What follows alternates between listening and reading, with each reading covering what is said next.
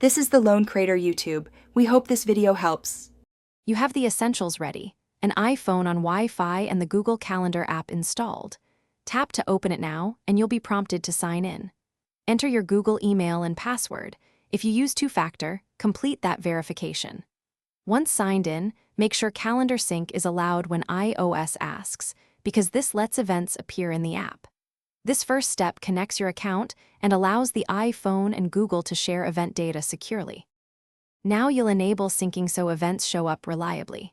Go to Settings, then Calendar, then Accounts. Select your Google account or choose Add Account, right arrow Google.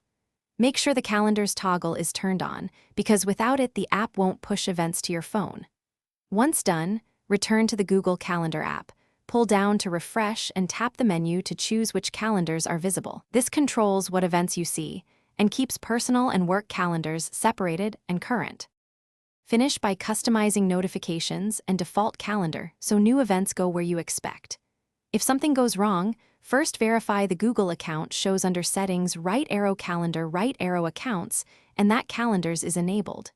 Make sure background app refresh and cellular or Wi-Fi are allowed for the app.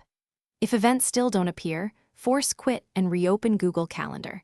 As a last step, remove the Google account from iOS and add it again. That resets sync and usually fixes lingering issues. Thanks for watching.